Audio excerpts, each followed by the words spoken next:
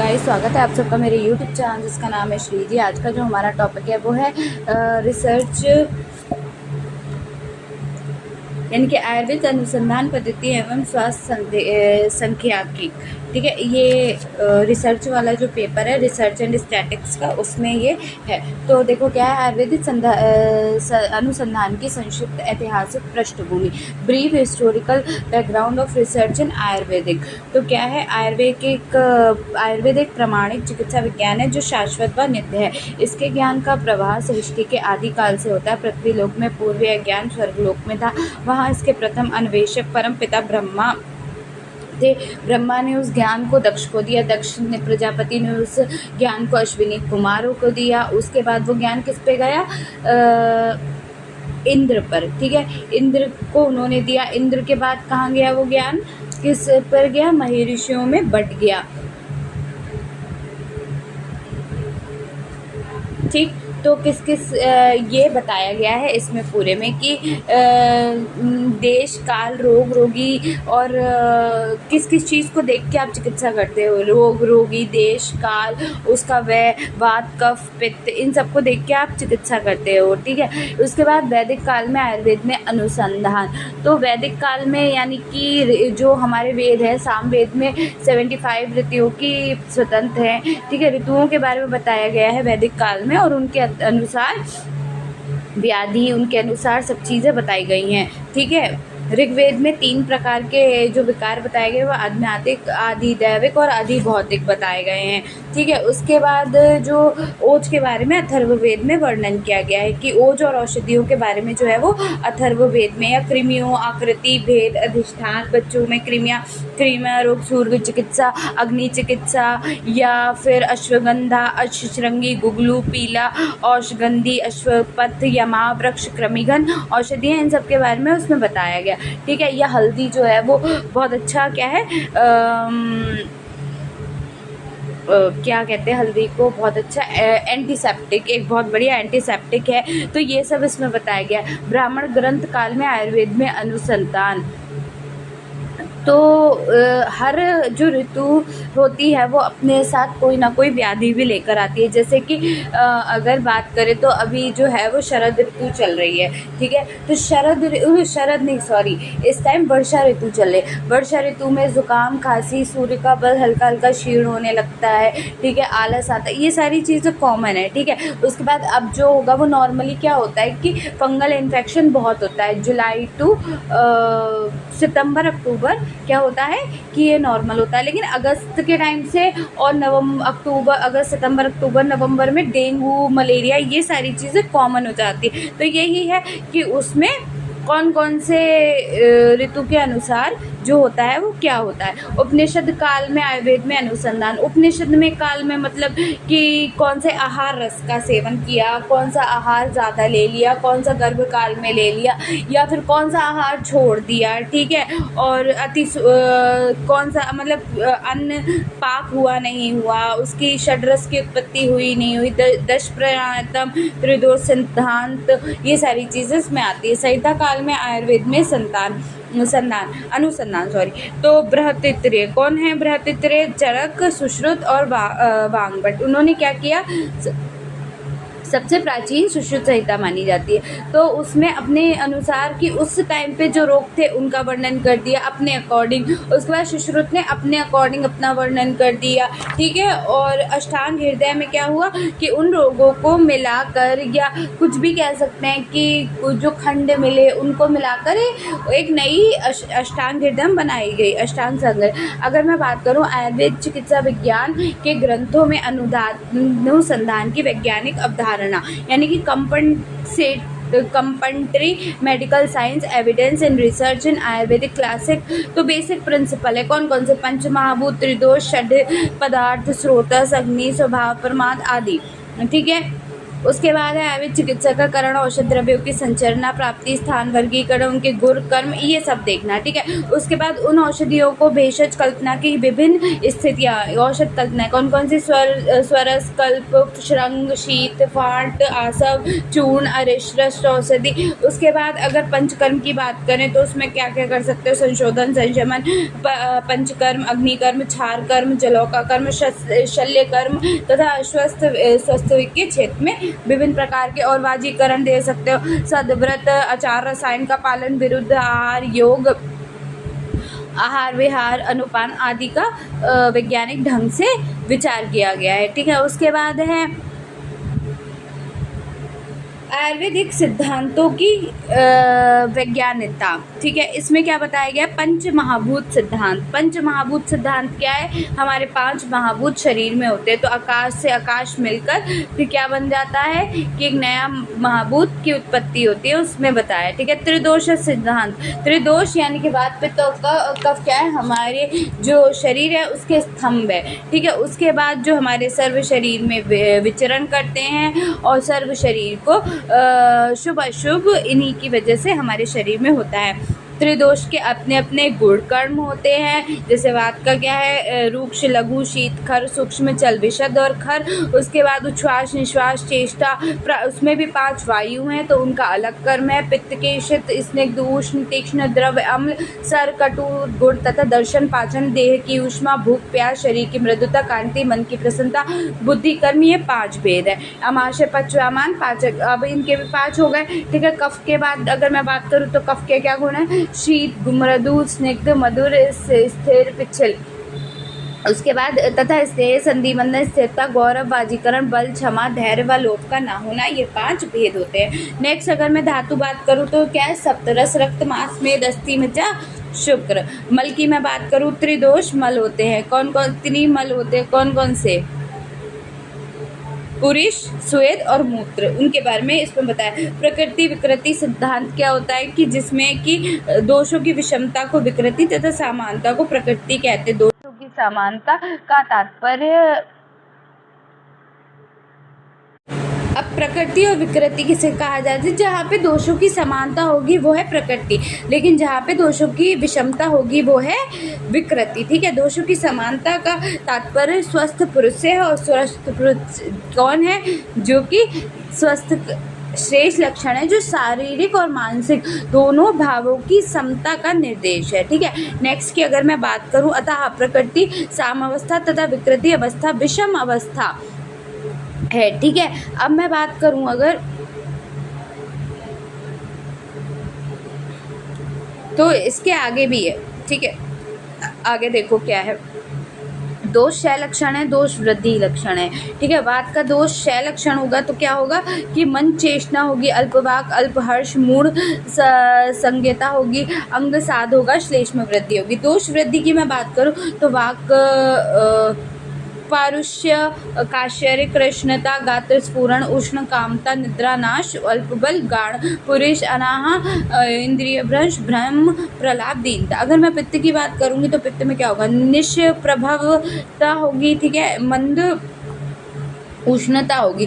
उसके बाद है शीतो अनुभूति होगी, ठीक है। लेकिन अगर मैं बात करूंगी यहाँ पे वृद्धि की तो क्या होगी, पीताभासता, संताप, शीत, कामित्वा, ठीक है, अल्प निद्रा और मूर्छा, बल हानि, ये सब होगा। नेक्स्ट की अगर मैं बात करूं तो कफ की, तो कफ क्या है, रुक्षता, अंतर्दाह, शून्यता, संधि, सौतर, तृष्णा, ये सब दोष क्षय के लक्षण है। दोष वृद्धि के क्या हो गए, शुक्लता, शैच, स्थैर्य, गौरव, तंद्रा, निद्रा, अवसाद आदि। नेक्स्ट की अगर मैं बात करूं तो अग्नि, अग्नि क्या होती है, अग्नि हमारे शरीर को क्या करती है, शरीर में स्थित पित्त की विद्यमान होती है, 4 प्रकार का आहार का पाचन करती है,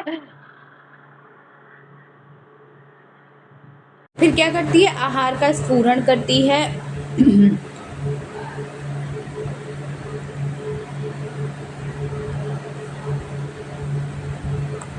उसके बाद क्या करती है, अगर बात करूँ तो 3 प्रकार की अग्नि होती है, कौन कौन सी, जठर अग्नि, धातु अग्नि, भूत अग्नि। जठर अग्नि क्या करेगी, जो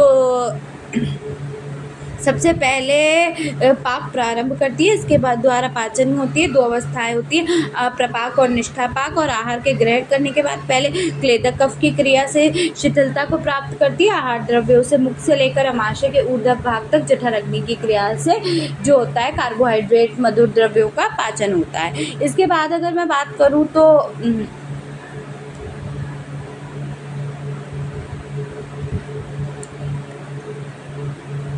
उसके बाद प्रोटीन का डाइजेशन, अमीनो एसिड्स का, फैटी एसिड्स का, सब इसी में होता है। ठीक है, इससे क्या होती है, वात पित्त और कफ की क्या होती है, इसमें वृद्धि होती है। अगर मैं नेक्स्ट बात करूँ तो धाताग्नि है, जो धातुओं को तोड़ने में मदद करती है। भूताग्नि, भूत मतलब पंच महाभूत, ठीक है, जो होते हैं उनको रस की पंच महाभूतता होती है। धातु अग्नि के संगी पंच महाभूत की क्रिया प्रारंभ हो जाती है। अगर मैं स्रोतस की बात करूँ तो कितने स्रोतस होते हैं, वो अपना अपना काम करते हैं। ठीक है, रस व स्रोतस, रक्त व स्रोतस, मांस व स्रोतस, मेद, मज्जा, शुक्र व मन व स्रोतस, ये सारे। ठीक है, उसके बाद है द्रव्य गुण विज्ञान की वैज्ञानिकता, यानी कि द्रव्य की इसमें वैज्ञानिकता बताई गई है कि हमारे शरीर में बहुत सारे द्रव्य हैं। ठीक है, मतलब हमारी जो दुनिया है उसमें बहुत, जगत में बहुत सारे द्रव्य हैं। और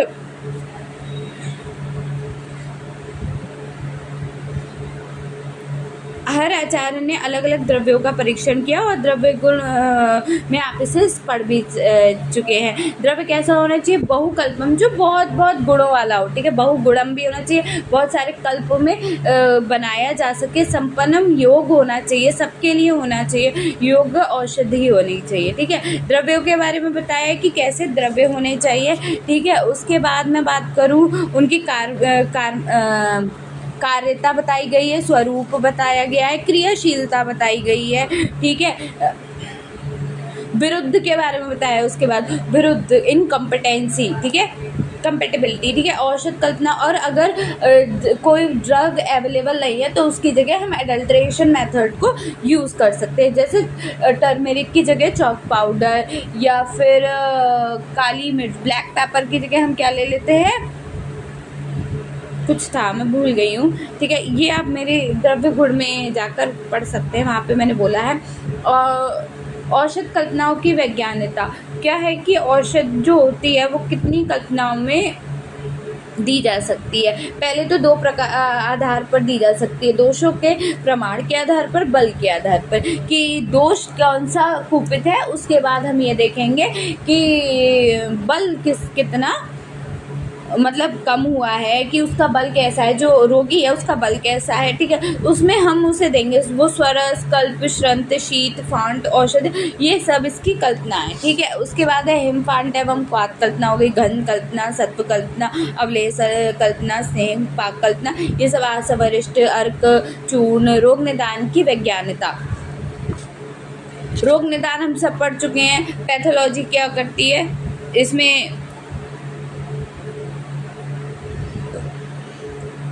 इसमें क्या है, श्रद्धातुष पुरुष की चिकित्सा का।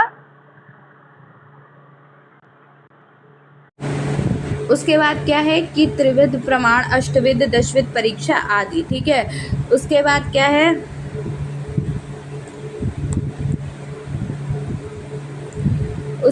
है, विकृत लक्षणों को देखकर रोग का अनुमान किया जाता है। तदंतर रोग के उपस्थित होने पर दर्शन स्पर्शन रोग का अनुमान किया जाता है। ठीक है, उसके बाद तदंतर रोगी की उपस्थिति होने पर दर्शन स्पर्शन में प्रश्न से प्रत्यक्ष ज्ञान किया जाता है। इसमें क्या क्या होना चाहिए, हेतु, पूर्व रूप, लक्षण, संप्राप्ति, उपशय। ठीक है, उसके बाद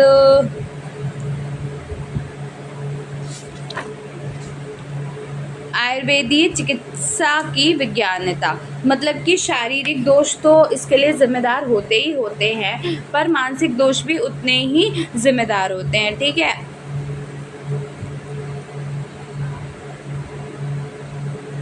पर पुराने ज़माने में क्या करते थे कि जैसे तब में और अब में कई सिद्धांतों में मत हो जाता है, ठीक है, मतलब कि फिट नहीं बैठते।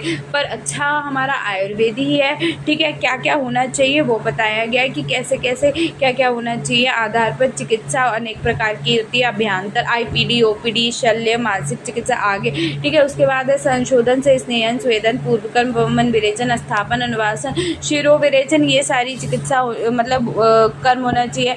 उसके बाद आयुर्वेद ग्रंथों में अनुसंधान विधि का वर्णन किया गया है। परीक्षण की जाने वाली वस्तु के संबंध में हमें सब कुछ जानकारी एकत्र की जानी चाहिए। निरीक्षण किया जाता है, उसके बाद वस्तु का विश्लेषण कर उसका सम्यक परीक्षण किया जाता है, उसके कारण पर आधार पर कार्य किया जाता है, ठीक है। उसके बाद क्या है कि सिद्धांत की स्थापना की जाती है। यदि कारण सिद्धांत के अनुसार के आधार पर पुनः विभिन्न प्रयोग करने पर परिणाम बार बार वही आता है तो सिद्धांत स्थापित हो जाता है। ये पूरी प्रक्रिया आयुर्वेद के अनुसार 5 चरणों में होती है। प्रतिज्ञा, हेतु, दृष्टांत, उपनय और निगम मन। प्रतिज्ञा क्या है? जो वचन आपने दे दिए वो प्रतिज्ञा कहलाते हैं। ये पुरुष नित्य है, ठीक है। तथ्यों का चिंतन मनन पूर्व प्रवेशण किया जाता है, क्योंकि तथ्यों का चिंतन मनन के आधार पर समस्या का स्वरूप निर्धारित होता है। उसके बाद क्या है? समस्या की खोज करके उसके स्थापित करके प्रतिज्ञा में हम जिस कथन को सिद्ध करते हैं उसे दृढ़ निश्चय के साथ रखते हैं, ठीक है। उसके बाद क्या? हेतु अर्थात उपलब्धि ज्ञान के कारण को हेतु कहते हैं। ये प्रत्यक्ष, अनुमान, ऐतिहासिक और उपमान, इन चारों उपलब्धि के कारण अविनाभी, लिंगवाचक और साध्य सिद्ध वाले साध्य होते हैं। हेतु को प्रस्तावित रिसर्च स्टडी के एम्स और ऑब्जेक्टिव्स के रूप में जाना जाता है। यह टूल्स ऑफ रिसर्च मेथोलॉजी कहा जाता है, जबकि प्रतिज्ञा को हाइपोथेसिस और simple title of research projects कहा जाता है, ठीक है। उसके बाद मैं बात करूं अगर दृष्टांत की, तो दृष्टांत में क्या कहते हैं कि अर्थात जिस स्थल में मूर्ख एवं विद्वानों द्वारा दोनों की बुद्धि एक जैसी हो जाती है, अर्थात दोनों ही ठीक से समझ सके, उसे दृष्टांत कहते हैं। जो वर्णीय विषय का ही उदाहरण बनकर वर्णन करता है, जैसे अग्नि उष्ण है, जल द्रव्य है, पृथ्वी स्थिर है, सूर्य प्रकाशक है। यहाँ जिस प्रकार सूर्य सभी वस्तुओं को प्रकाशित करता है, उसी प्रकार सांख्य ज्ञान प्रकाशक होता है। उदाहरण से साध्य साधन संबंध युक्त दृष्टांत साध्य को सिद्ध करता है। ये कथन की विधि मानता है, वैधता का सहायक है। उपनय दो वस्तुओं के बीच का संबंध होता है जो आपस में जुड़ी हुई होती है या संबोधित होती है। हाइपोथेसिस को प्रमाणित करता है। हाइपोथेसिस का मतलब क्या है कि जो कंसंट्रेशन है वो सिंपल से डिफ्यूज में जा रहा है, एक सेमी परमिएबल मेम्ब्रेन से डिफ्यूजन वाला इसमें प्रोसेस आता है। निगमन, ये क्या होता है? इसलिए ऐसा है, मतलब कि निगमन एक निष्कर्ष है जो कि वैधानिक क्रम, उदाहरण तथा पारस्परिक सह संबंधों के द्वारा किया जाता है। यह प्रतिज्ञा को विविध संपन्न बनाता है या प्राप्त डाटा के आधार पर प्राप्त परिणाम को अंतिम रूप देकर निष्कर्ष तक पहुंचाता है, ठीक है। कि ऐसा क्यों है, ठीक है, उसी को क्या कहते हैं? रिसर्च मेथोलॉजी के टूल्स हैं, ठीक है। इसके बाद देखो रिसर्च शब्द की उत्पत्ति, परिभाषा, पर्यायवाची, अन्वेषणा, गवेषणा, पर्यवेक्षणा और अनुसंधान और शोध। तो ज्ञान की कभी न समाप्त होने वाली प्रक्रिया को सरलतम रूप से शोध या अनुसंधान नाम दिया जाता है। शोध के परिणाम स्वरूप ही इस दुनिया के नवीन स्वरूप में आई है। शोध की प्रक्रिया के अंतर्गत कालक्रम से जिन वस्तुओं का लोप, इसके बाद की मैं बात करूं तो अंतर्गत कालक्रम के जिन वस्तुओं का लोप हो जाता है उनका कालांतर में पुनः खोजकर ज्ञान प्राप्त किया जाता है। अन्वेषणा, गवेषणा, पर्यवेक्षणा एवं शोध से सभी समानार्थक शब्द हैं जो इस अनुसंधान शब्द को इंगित करते हैं। अन्वेषणा, अनु, अनंतर, ऐषण, इच्छा, डिजायर, उत्पत्ति, अनुपसर्ग, ऐषण, गतो, ऐश, गति, हिंसा, दर्शेतु धातु में लुट प्रत्यय के जुड़ने से ऐषण सिद्ध होता है। अनु और ऐषण पद में यण संधिकृत करने पर अन्वेषण शब्द का निर्माण होता है, जिसका स्त्रीलिंग पद अन्वेषणा है। इम्पोर्टेंट है, पूछा जाता है। निरुक्ति देखो अब इसकी अन्वेषणा की निरुक्ति क्या है? अनुगतम ऐषणम अन्वेषणम, यानी कि अनु पश्चात ऐषणम, गमनम, हिंसम, दर्शनम, व अन्वेषणम। अन्वेषणम क्या है कि तत्व के अनुसंधान के तर्क आदि के द्वारा ज्ञात पदार्थ की शुद्धि के लिए युक्ति आदि के समर्थन वाले अन्वेषण शब्द में प्रयुक्त होता है, अर्थात किसी विषय विशेष या वस्तु विशेष को समग्रुप में से तर्क पूर्वक जानना अन्वेषण शब्द से अभिप्रेरित होता है। शब्दार्थ अन्वेषण, सर्चिंग, इन्वेस्टिगेशन, सीकिंग, मोनियर और मोनिओर। गवेषणा, गवेषण भावु भावे युच्च, अन्वेषण अमा, यानी कि गवेषण इस चौरांतिक धातु से भावार्थ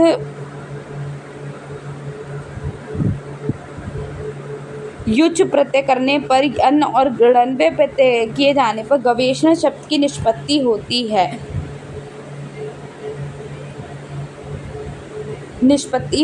स्वित घोंच होते हैं।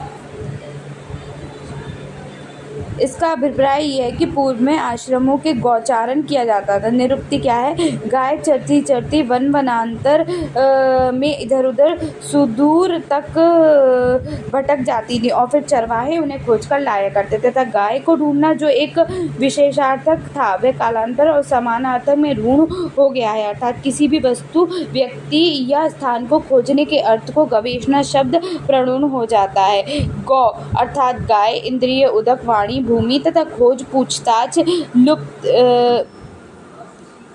गवेषणा है। शब्दार्थ है सी, गेवा, मोनियर और मोनियार। परि प्लस ईषण प्लस लुट, टॉप, परिईष्ण, युच्च, टाप। उत्पत्ति परि उपसर्ग पूर्वक गत अर्थक ईष्ट दिवाड़ी धातु में अथवा इच्छा अर्थक तदुत ईशु धातु से रिंज प्रत्यय करके लुट प्रत्यय करने पर, युच्च प्रत्यय करने पर, यू के स्थान पर अन्वेषण करके लघु पद गुण तदंतर यण करने पर पदेषण पद निष्पन्न होते। स्त्री वाचकता तो प्रकट करने के लिए टॉप प्रत्यय करने पर पर्येषण पद बनता है। निरुक्ति अपरितः ऐषणम पर्येषणम परितः ऐषणा पर्येषणा, ठीक है, अर्थात तर्क द्वारा सभी प्रकार के खोज करना पर्येषणा कहलाता है। शब्दार्थ है ईशाना, सी parish.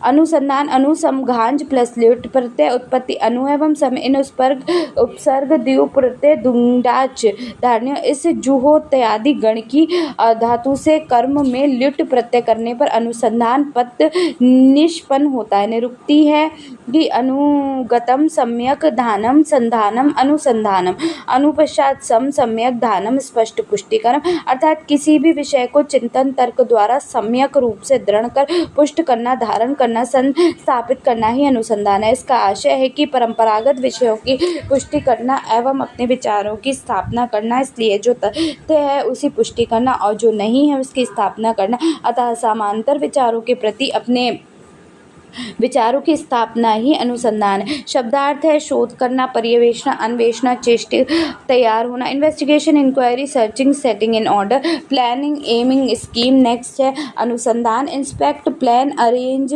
Compose to aim, set in order. Monier शोध, शुद्ध प्लस घंज, शुद्ध शोचो धातु से घंज प्रत्यय करके शोध पद निष्पन्न हुआ है। अर्थात किसी भी विषय को शुचिकरण करना ही शोध होता है। शौच का अर्थ दोष निवारण, पवित्रकरण होता है, अर्थात उचित अनुचित, कर्तव्य अकर्तव्य का विचार करके निष्कर्ष निकालकर उसे सुव्यवस्थित करना ही शोध होता है। पुराने विचारों का शोधन करके नवीन युक्तिगत विचारों को श्रृंखला स्थापित करना शोध होता है। शब्दार्थ शोध, शुद्धि, संस्कार, संशोधन, परिशोधन, समाधान, ये सब है, ठीक है। नेक्स्ट की बात है इसे मॉडर्न में purification, cleaning, correction, setting right. Acharya Priyavrat Sharma के अनुसार अनुसंधान वस्तुओं के मध्य उपस्थित कार्य कारण संबंध का अनेक बार अवलोकन कर उनको विभिन्न परीक्षाओं द्वारा प्रमाणित कर स्थापना करना ही अनुसंधान कहलाता है। अनुसंधान की परिभाषा नई वस्तुओं की खोज करने से, प्रयोजन से तथा तथ्यों को स्थापित करने से एवं नए निष्कर्षों तक पहुँचने हेतु पदार्थों व स्रोतों को संगठित एवं सुव्यवस्थित पूर्ण करने अध्ययन की अनुसंधान यानी कि शोध होता है, ठीक है। उसके बाद है रिसर्च करता है। इंट्रोडक्शन है the inquisitiveness of man that has motivated him to acquire new knowledge, tool, technique and procedure. Learning and acquiring knowledge is the continuous process. In fact, knowledge is the synonym of research. वास्तव में देखा जाता है कि research का मतलब अपने आप में ही सर्च ऑफ नॉलेज है, लेकिन अनिश्चित और अव्यवस्थित ज्ञान रिसर्च नहीं है। रिसर्च ऑब्जर्वेशन पर आधारित होना चाहिए। विभिन्न वैज्ञानिकों ने रिसर्च की परिभाषा अपने अपने तरीके से दी है। तो देखो, searching for the exciting phenomena event putting in the scientific and logical manner. Research is a systematic investigation to gain the knowledge about the phenomena and problems. हम रिसर्च को इस तरीके से परिभाषित कर सकते हैं कि किसी का भी तथ्यात्मक पहलू में विज्ञान के आधार पर तर्की स्वरूप से तथा अव्यवस्थित विधि से नए तथ्यों को खोजना, उन्हें पुनर्व्यवस्थित करना तथा पुराने तथ्यों को प्रमाणित करना, उनका क्रमिक आपसी संबंध तथा कारणों में विश्लेषण करना रिसर्च होता है। जैसे इन्वेंशंस और रेवलिडेशन। कुछ अन्य रिसर्च की परिभाषा है साइंटिफिक इन्वेस्टिगेशन और inquiry. It is organise search of knowledge और close and careful study. Scientific research is a systematic control imperial and critical investigation of hypothetical preposition about the presumed relation among the natural phenomena. We also define as research. R means rethinking, E means experimental method, S means survey, E means evolution, A means age, attitude, aptitude, R means recognition, C means current affair, and H means heart, head, health and hand. अनुसंधान के लक्षण important. Characteristics of research. समस्याओं का समाधान निकालने के लिए नए तथ्यों को खोजना. कार्यकरण सिद्धांतों को स्थापित करना जो कि व्यक्तिगत रूप से सटीक ज्ञान को धारण करते हैं. रिसर्च तर्कगत व उद्देश्य युक्त होता है. रिसर्च मुख्यतः प्रायोगिक व अनुभवजन्य तथ्यों पर आधारित होता है. रिसर्च के लिए सटीक अवलोकन तथा निरूपण आवश्यक है. रिसर्च आवश्यकता के अनुसार अपने शोध में गुणात्मक संख्यात्मक के लिए उपकरणों का प्रयोग कर सकते हैं तथा गुणवत्ता का निरूपण भी अवलोकन के आधार पर कर सकते हैं. रिसर्च में ट्रायल तथा एरर दोनों सम्मिलित रहते हैं. प्रायः ब्लाइंड रिसर्च नहीं होता. रिसर्च के